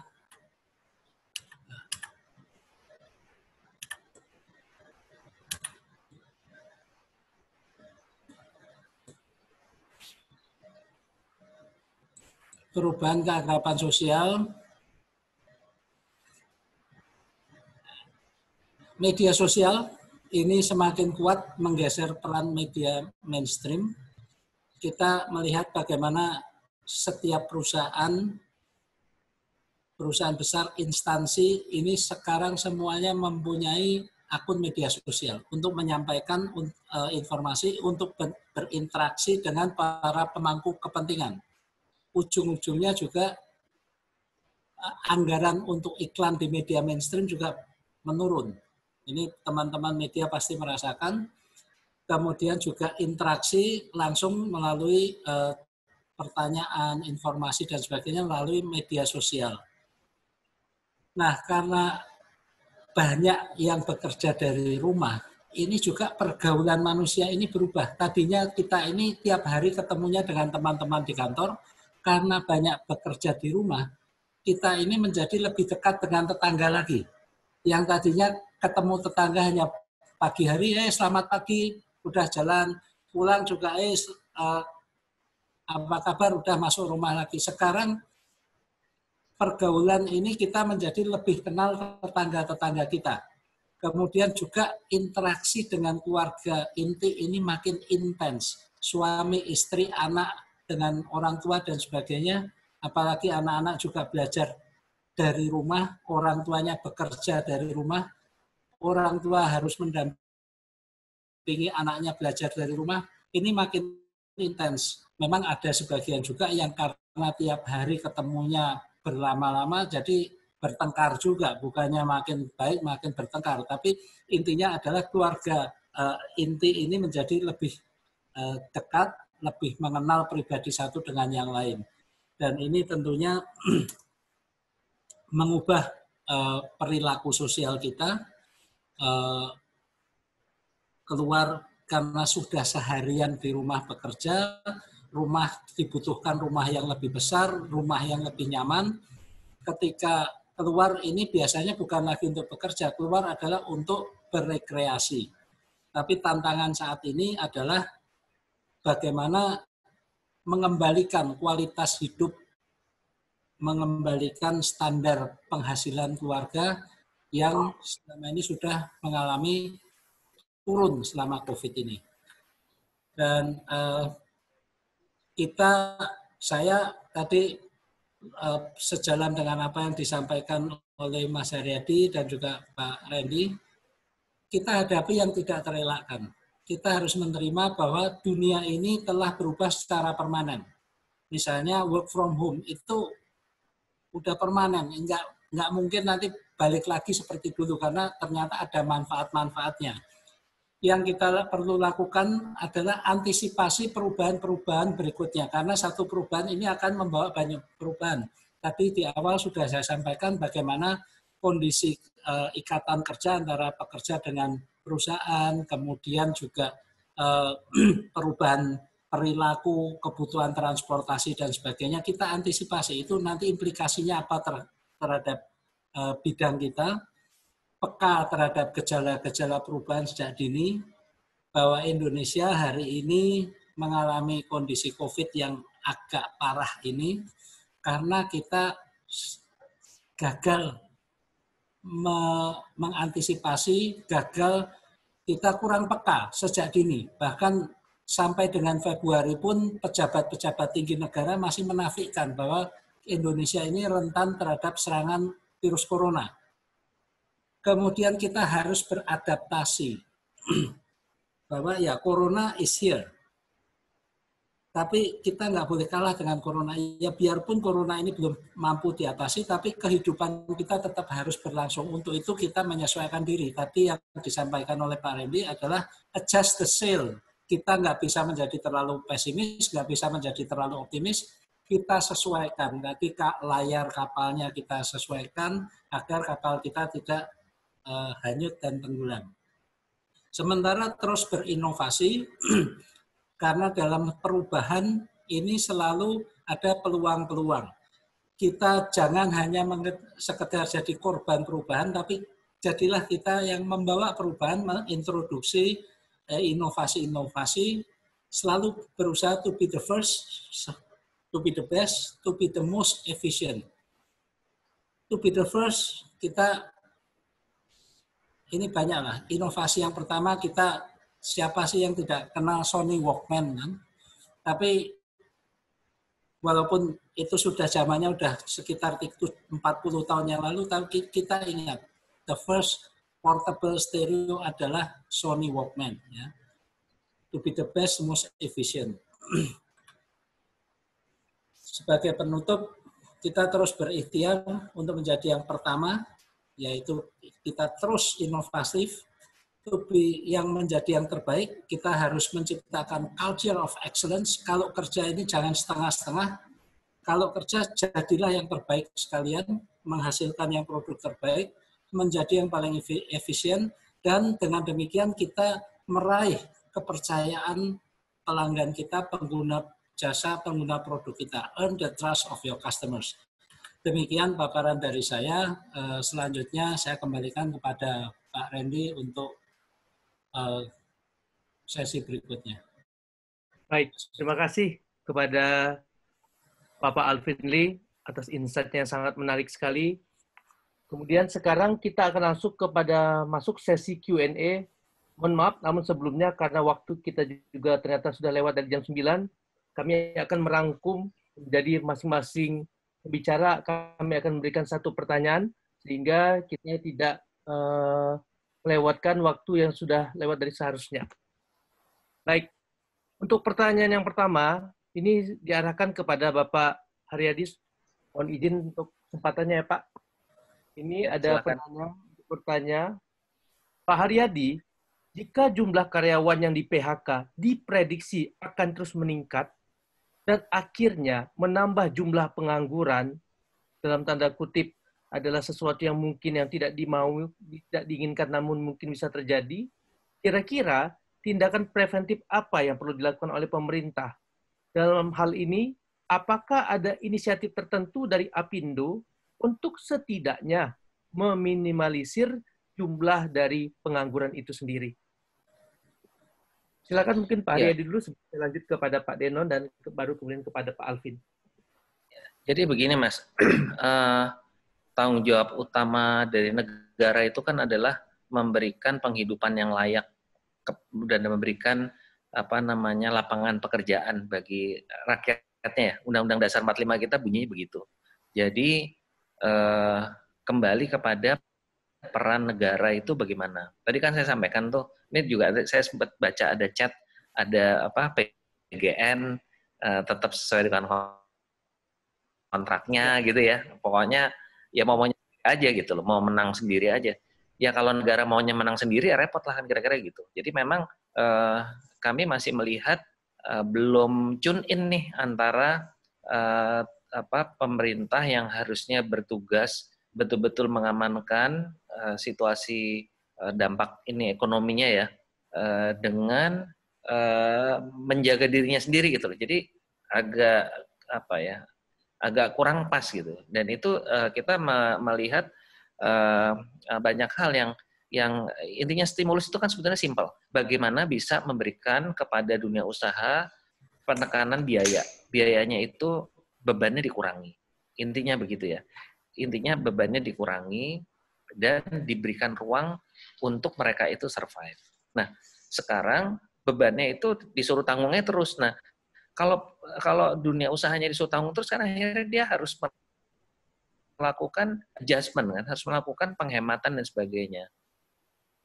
Nah, itu mau tidak mau akhirnya kenanya kan adalah ke karyawan gitu. Dan yang kami prihatin itu kan karyawan itu juga pada posisi sekarang ini banyak yang statusnya itu bukan permanen, kebanyakan adalah pekerja berdasarkan kontrak. Jadi kalau kontraknya habis, ya udah nggak diperpanjang gitu loh. Nah, ini yang selalu kami ingatkan. Jadi pertanyaannya adalah bagaimana untuk kalau dari sisi perusahaan nih, bagaimana untuk jangan sampai itu terjadi.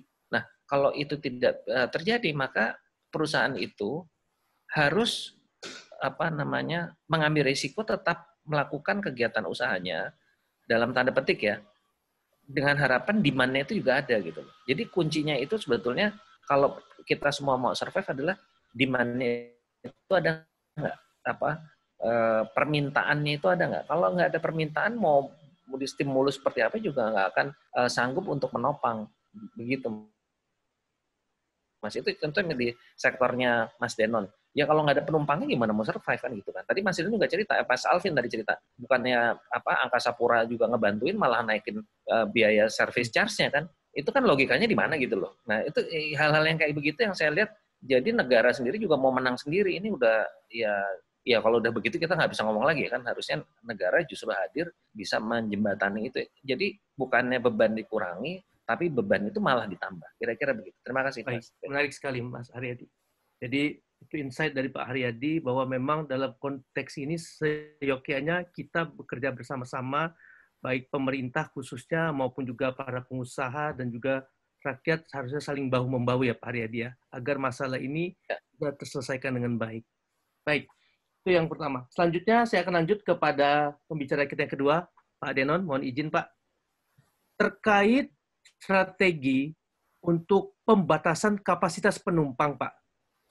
Kami sangat senang sekali dan menyambut gembira bahwa maskapai sangat peduli terhadap kesehatan daripada para penumpangnya. Namun, Pak, kami prihatin terhadap nanti akankah biaya operasional pesawat meningkat dan dampaknya secara jangka panjang membuat harga pesawat menjadi semakin tidak terjangkau, baik di dalam negeri maupun nantinya di luar negeri. Dan yang kedua, saya juga ingin menanyakan Pak, baru-baru ini di tanggal hari kemarin, Selasa, Direktur Garuda Indonesia, Pak Irfan mengatakan bahwa nantinya APD akan diganti, rencananya akan diganti dengan face shield saja. Menurut Bapak sendiri, akankah tingkat keamanan ketika diganti dari APD menjadi face shield saja akan tetap sama, ataukah bagaimana Pak? Terima kasih Pak Denon. Baik, terima kasih Mas Fendi. Ya. Saya pikir kita semua paham bahwa apa yang menjadi diskusi antara pelaku industri, masyarakat, dan pemerintah di sini adalah bagaimana caranya kita mempertahankan kesehatan masyarakat versus ekonomi.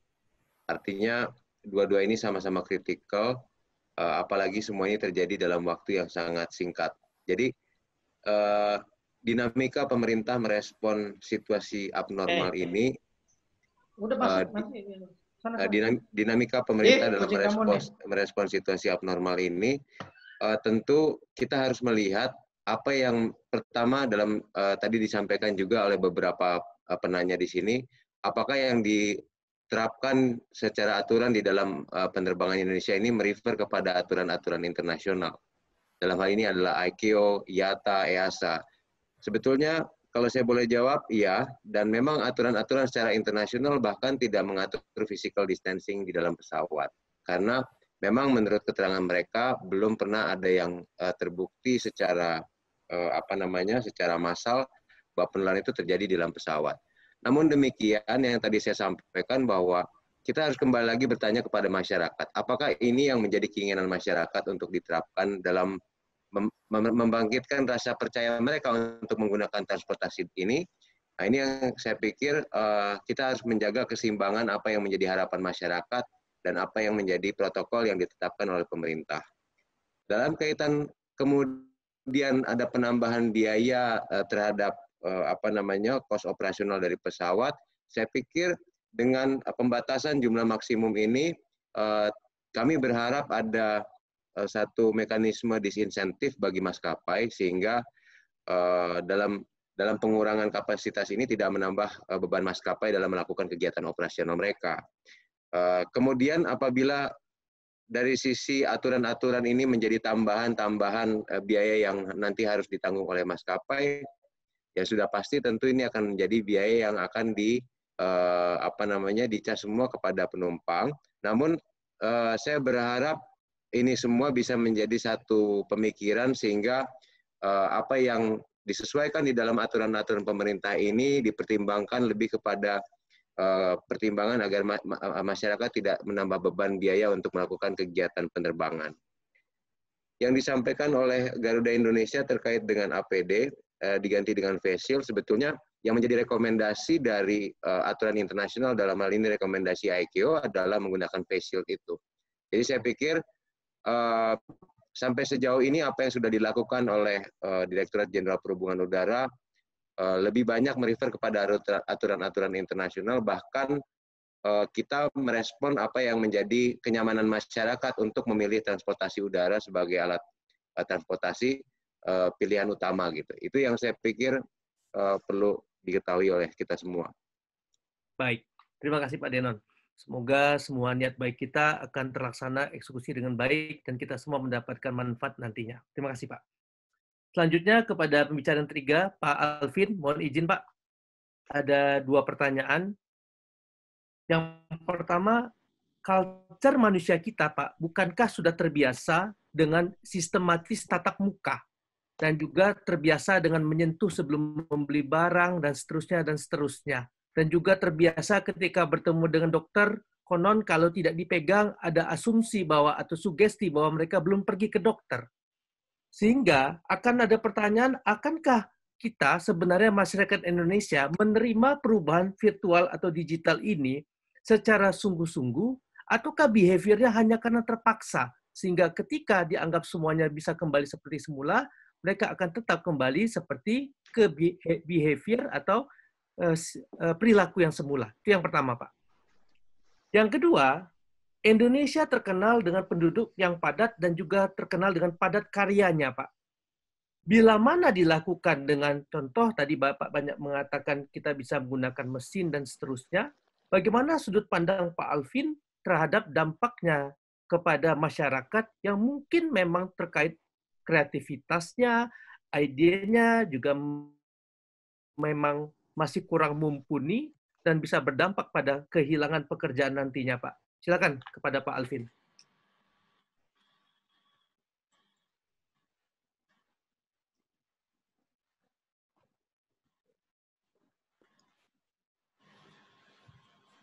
Mohon izin kepada Pak Alvin, apakah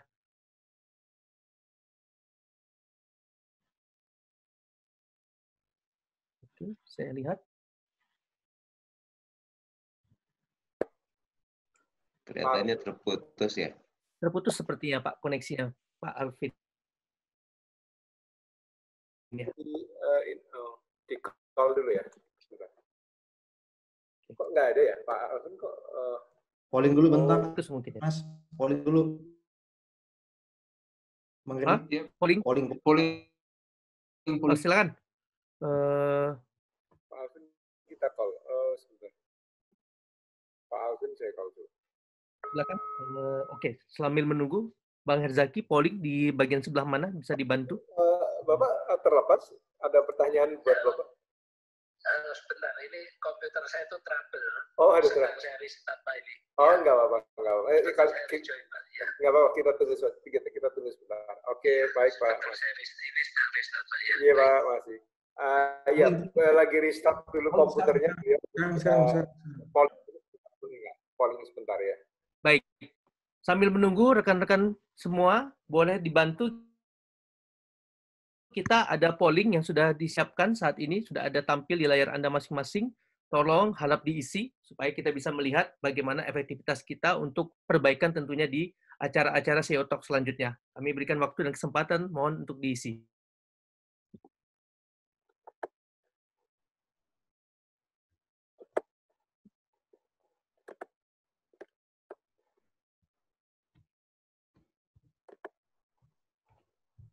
Host dan panelis, mohon maaf ya. Jadi khusus untuk para partisipan ya, baik, untuk mengisi pollingnya.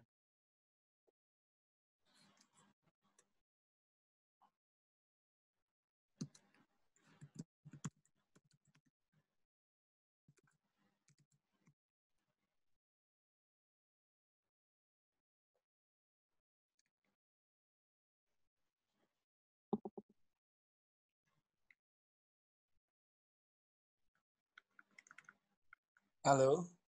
Ya. Ya, maaf, saya komputer saya tadi trouble, Pak. Tidak apa-apa, Pak Alvin.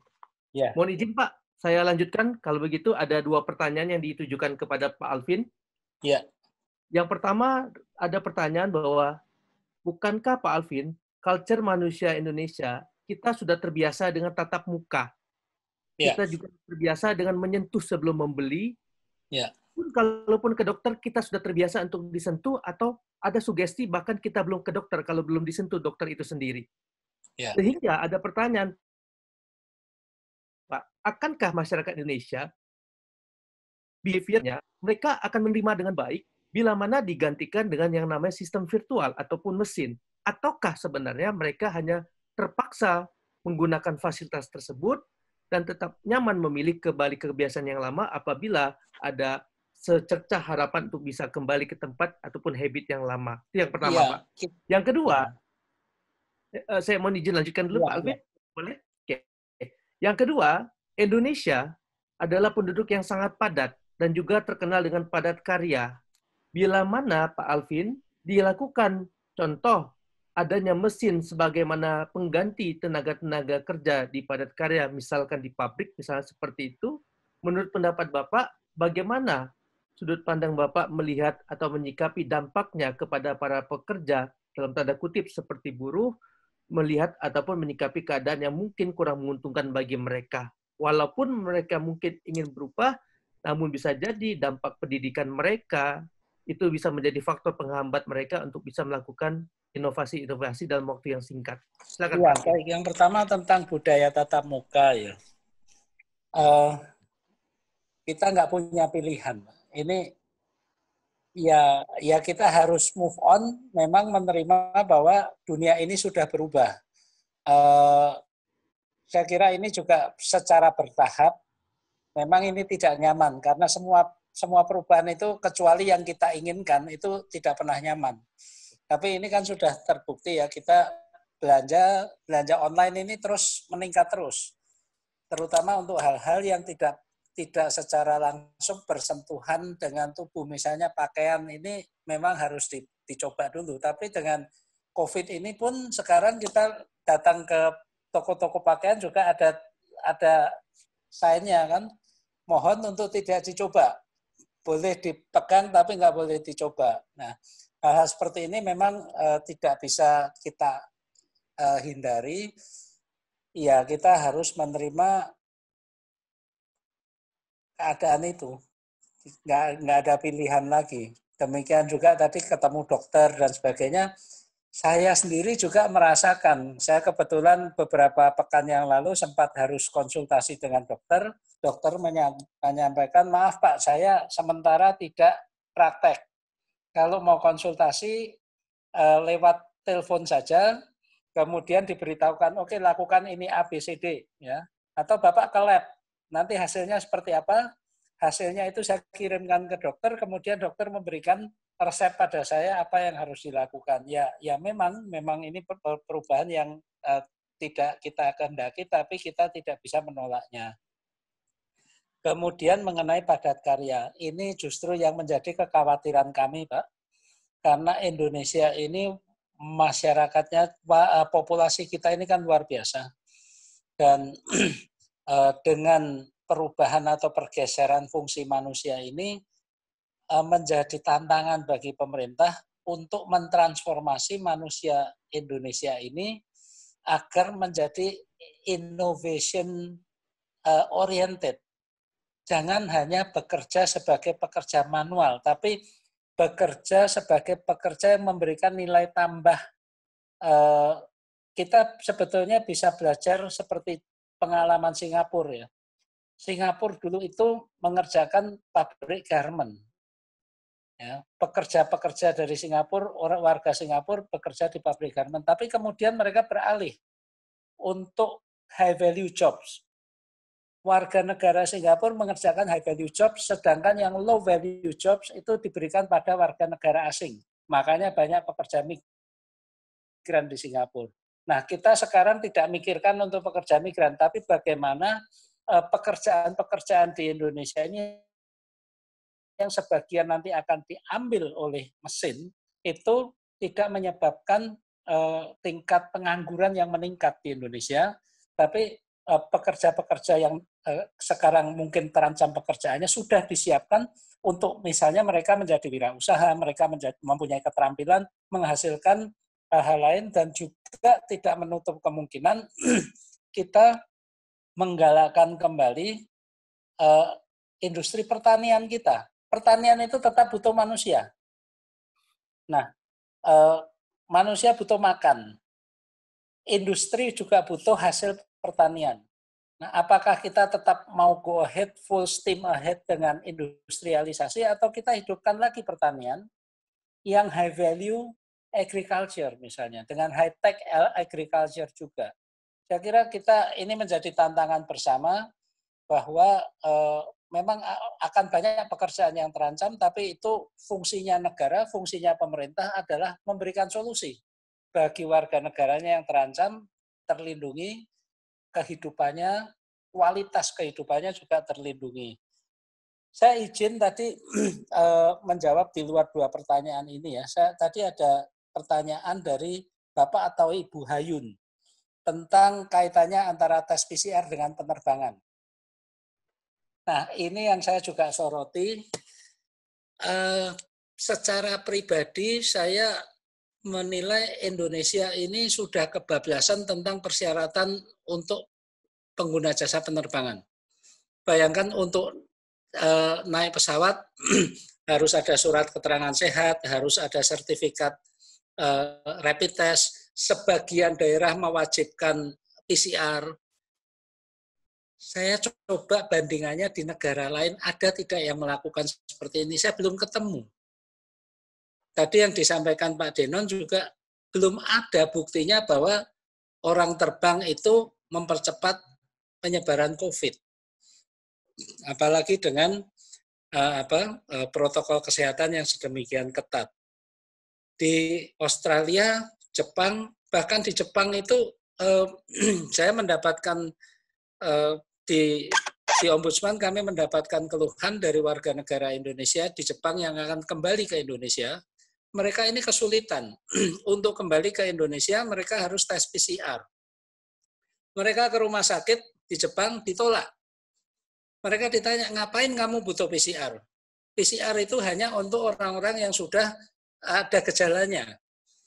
Apakah kalian mengalami gejala ini dan sebagainya? Enggak ada. Jadi ditanya, buat apa kalian PCR? Bukan soal bayar, nggak bayar. Akhirnya dijelaskan bahwa ini persyaratan negara kami. Ya sudah, kamu minta negara kamu menyediakan PCR itu sendiri. Tapi PCR di Jepang adalah dikhususkan untuk warga yang memang sudah ada gejalanya. Nah, Indonesia ini sedang demam tes, dan demam tes yang dibebankan kepada masyarakat. Kalau demam tes dibiayai negara sih nggak masalah. Tapi kalau pengguna jasa juga mau naik pesawat saja harus tes rapid test. Ini muncul pertanyaan, naik KRL ini kan lebih padat daripada pesawat, kenapa nggak diambil rapid test juga? Nah, hal-hal seperti ini yang saya nilai Indonesia agak kebablasan atau mungkin terlalu khawatir sehingga peraturannya ini agak ya gimana ya, perlu lebih realistis lah, lebih logis lagi. Kemudian tadi juga ada APD untuk awak kabin. Ini juga belum ada aturan internasional, standar internasional. Ya, yang jelas APD ini kan untuk awak kabin yang penting adalah masker, sarung tangan, kemudian mungkin face shield. Ya. Singapore Airlines tidak memakai face shield karena dia sudah pakai masker, dia hanya pakai kacamata, goggle.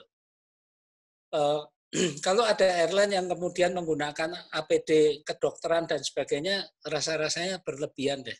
Apalagi itu kan seolah-olah memperlakukan penumpang semuanya orang terinfeksi semua. Itu kurang pada tempatnya. Dan yang lebih penting lagi, kalau awak kabin ini menggunakan APD standar medis, ketika terjadi emergency, apakah ini tidak justru membahayakan? Jangan lupa bahwa fungsi dari awak kabin yang terutama adalah keselamatan dan keamanan penerbangan. Pelayanan itu sekunder. Ketika terjadi emergency pesawat mendarat darurat, baik itu di darat maupun di air, awak kabin harus membukakan pintu darurat, jendela darurat, membantu penumpang keluar dari pesawatnya. Kalau mereka pakai APD, apa bisa melakukan itu? Karena mereka ini tidak pernah dilatih untuk melakukan manuver-manuver itu menggunakan APD standar medis seperti itu. Jadi kita yang proporsional sajalah. Saya kira itu yang dapat saya sampaikan. Maaf, ini saya terpaksa pakai HP karena komputer saya ngadat tadi. Baik, terima kasih Pak Alvin. Baik, teman-teman semua, dengan berakhirnya jawaban dari Pak Alvin, maka berakhir jugalah pertemuan kita hari ini. Kepada para panelis, sekali lagi, kepada Bapak Dr. Haryadi Sukamdhani, kepada Bapak Denon Pratmaja, dan juga kepada Bapak Alvin Lee, kami ucapkan sangat banyak terima kasih, Pak. Semoga ilmu yang Bapak-Bapak berikan dalam waktu yang sangat singkat ini sedikit banyak bisa menginspirasi bagi rekan-rekan semua. Saya ingin menyampaikan suatu hal bahwa ada benang yang merah yang bisa kita ambil daripada ketiga panelis kita, bahwa beliau ingin menarik benang merah yang sama, bahwa perubahan memang tidaklah selalu menyenangkan. Ibarat kita sedang berada di terowongan yang gelap, jangan pernah menyerah. Teruslah melangkah, yakinkan pada diri kita bahwa di balik terowongan itu akan ada cahaya yang sudah menunggu kita untuk bisa kita menuju ke arah yang lebih baik lagi. Akhir kata, saya dengan Muhammad Andi Mirza, saya ucapkan terima kasih, dan juga kepada Bapak Arif Wibowo, dan juga kepada para tamu VVIP yang tidak bisa saya ucapkan satu persatu, saya ucapkan terima kasih. Tentunya juga kepada para hadirin yang sudah datang, semoga bermanfaat acara hari ini. Serta tidak lupa saya akan mengumumkan besok malam juga akan ada CEO Talks untuk yang seri yang ke-9 dengan judul New Normal, New Challenges and New Opportunities in Education Sector. Dengan speakernya ada Bapak Saleh Husin, Ketua Majelis Wali Amanat Universitas Indonesia, dan juga Bapak Muhammad Nuh, Ketua Majelis Wali Amanat Institut Teknologi 10 November.